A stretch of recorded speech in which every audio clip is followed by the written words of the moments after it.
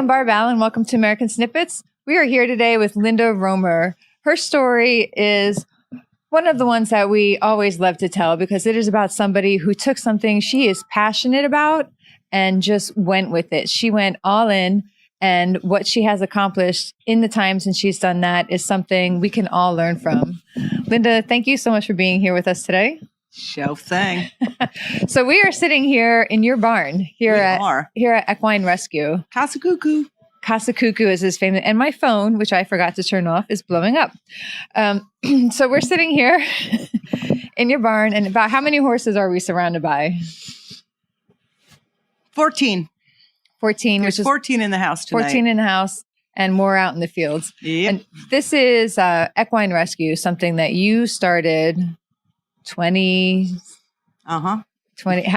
something years ago. She started Equine Rescue. 21 too. And tell us a little bit about what you do here. We provide housing, rehabilitation, and rehoming to horses that are victims of cruelty. So law enforcement cases, if the most, every county has a cat and dog place. Most don't have horse places. So we do it for horses, and we do most of New York State. We've helped New Jersey, Pennsylvania, other states, but it's horse cruelty.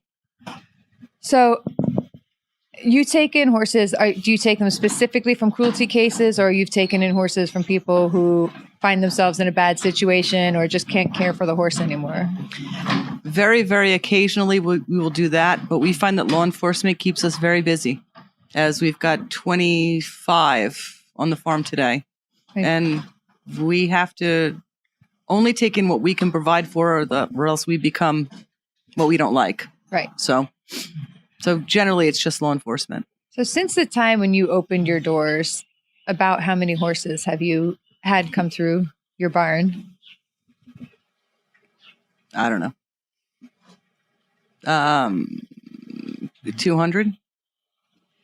And how did this start? So a lot of people will say that they're passionate about something. I love horses. I have two that I got through you. But dang it. I love horses. I love dogs, but I didn't invest my whole life into creating a rescue for them. I come every couple years sometimes and throw some carrots at them and go. But you just took this passion and you took it to another level. You really have dedicated your entire life. You had a job in Manhattan. I did. So you were a city girl working.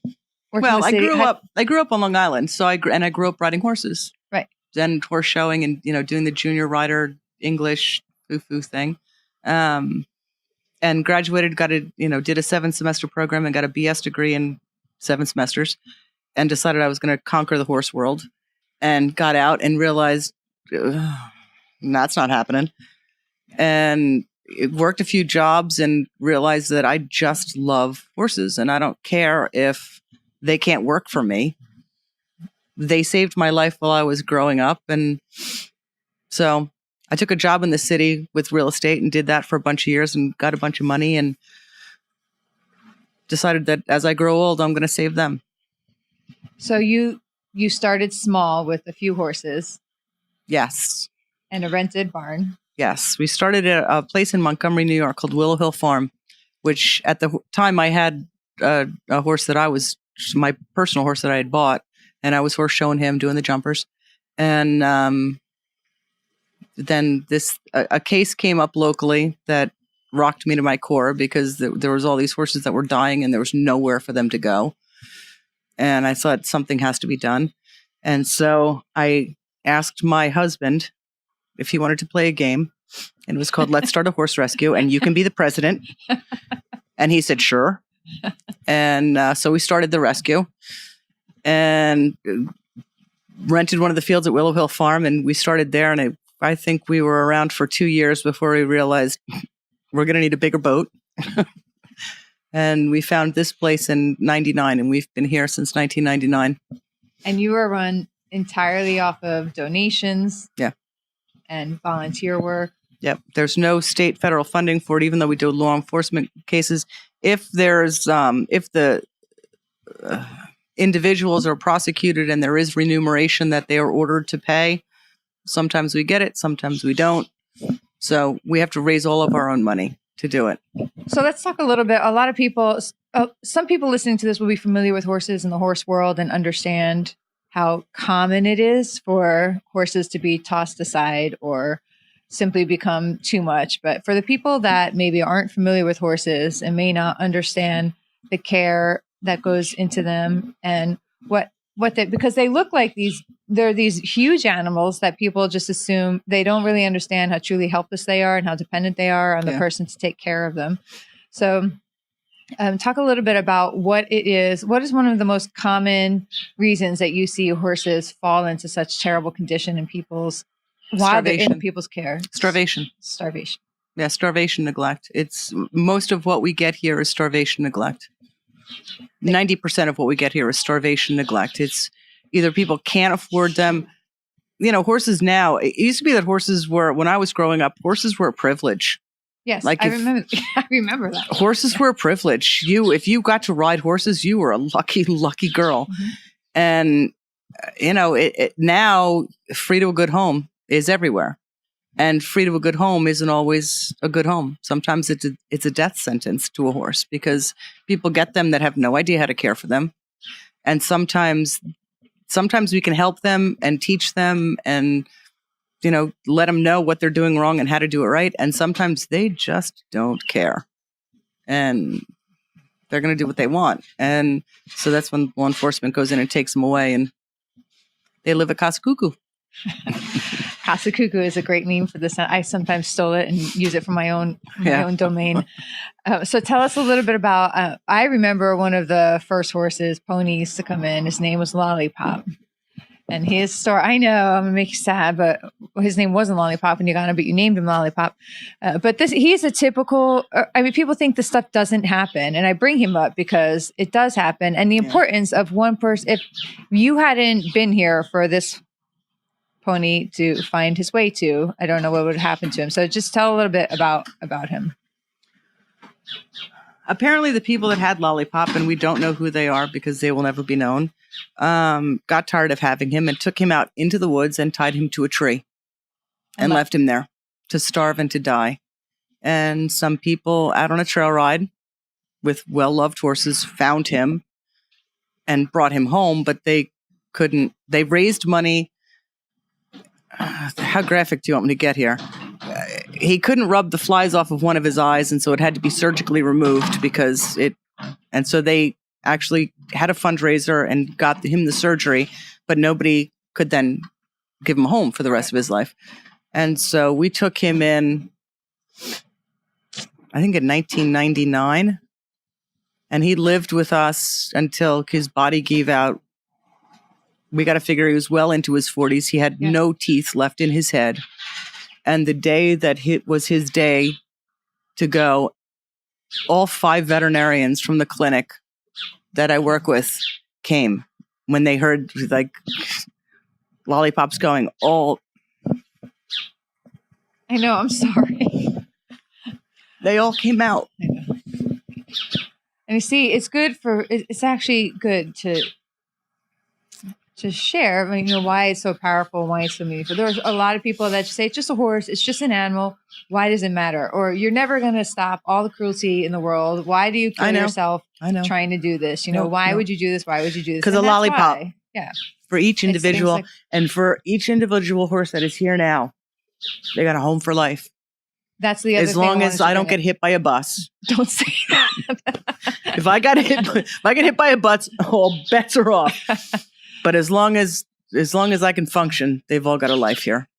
So, I'm going to come back again when people make me cry. I'm going to punch you. Say why. I know, and I believe her too. She will totally punch me. Totally punch her. When I will say why. People say, why do you invest yourself? Because you just dug all in, and it's been your life, and there have been some really difficult times, and there have been some really high times, and I will hear things from people when I worked in the rescue world myself, and people would say, why do you put so much energy? It's just an animal. Why do you care?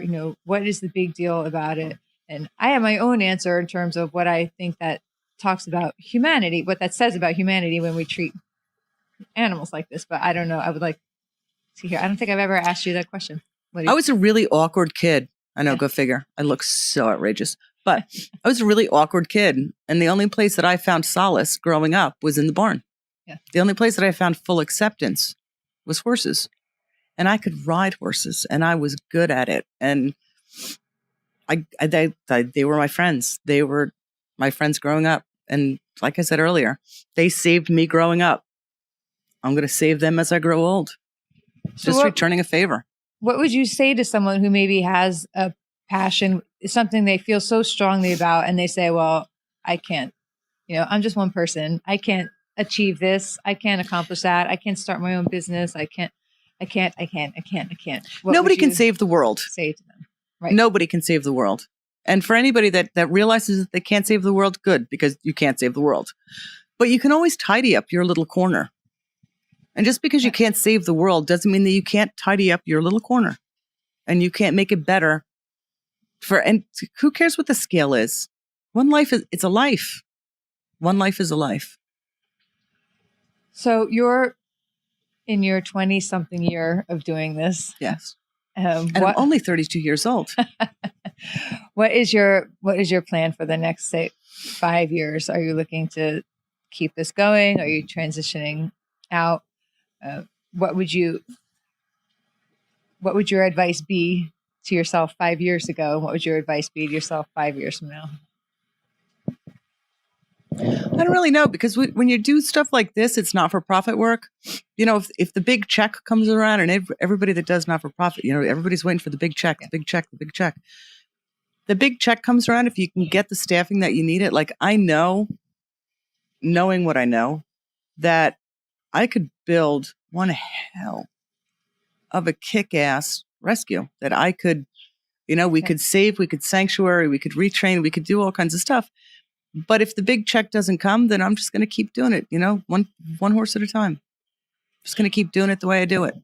Because every day, this is my happy place. When the whole rest of the world is crashing down, I'm the luckiest girl in the world. How many people do you know get to spend all day in a barn? Not many. Yeah. And how many people do you know want to spend all day in the barn? Even less. Yeah. But also, but still plenty. But, I know. This is my happy place. Or get to spend all day doing what it is they love, the thing that they love to do the most. And they drive me crazy, and I scream. It's like I'm their mother and they're my children. And, you come walking in here one day, you might hear me hollering at somebody because somebody might have ticked me off. But, it's just, this is my happy place. I know that a few weeks ago, you got one more cruelty call. Tell us about that. And then maybe we'll take a walk and go see some of them. All right. So it was a month or so ago. We took in 4 horses. Yeah. There was 2 big drafts, 2 light horses. Unfortunately, after 3 days, one of them, she was too far gone. It was the worst case that I've seen in all my years. Like I said to everybody, I don't know how she's still standing. And she was. God bless her heart. But it didn't last. So we've got 3 left. And they're doing great. They've had their issues. They're rehabbing just like normal. You got your colics here and you got to do this, that, and float teeth. And as they adjust to, refeeding them, that's the scariest time is when you start to refeed them, because you can kill them on that. So that's a slow process, but, they're doing great. And now their personalities are starting to show, because, you show up every day, twice a day with food, and they're not used to that. They're like, hey, hey, look, she's back. So let's talk for a minute, because this is an important part of it. Tell us a little bit about what, when I touched on people that say, I can't do this, I can't go all in, but you have a lot of people who invest a lot of their lives to come help. What does it mean to someone who volunteers? If you were to tell somebody, if they said, well, I only have an hour a week to help, or I only have 2 hours a month to help, that's not any good. I shouldn't even come, come, because you know what it does for the horses? I get on a daily basis, generally I'm here. I've got volunteers that come in and help and do stuff and help me. Don't think that I do this on my own. I do not. Our volunteers are fantastic. But even for the people that can only come out for an hour, they're going to find one horse here that speaks to them. And then they're going to give that horse everything that they have here is benign neglect. Like, I don't have time to groom everybody. Nobody has time to groom everybody. To spend just loving up time on them. Make them feel like they're not living in an orphanage.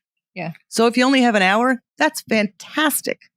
Come walk around and groom somebody. Feed them carrots. I have people that just come out. That's all they do. They come out with bags and bags of apples and carrots. And everybody turns into a big biter. No, then everybody's biting at me the next day. I'm dang it. So, but in terms of applying that to the outside of this, would you say to people in general, whatever it is in their life, do it. But get out of your own life and go find something else, because there's somebody out there that needs your help.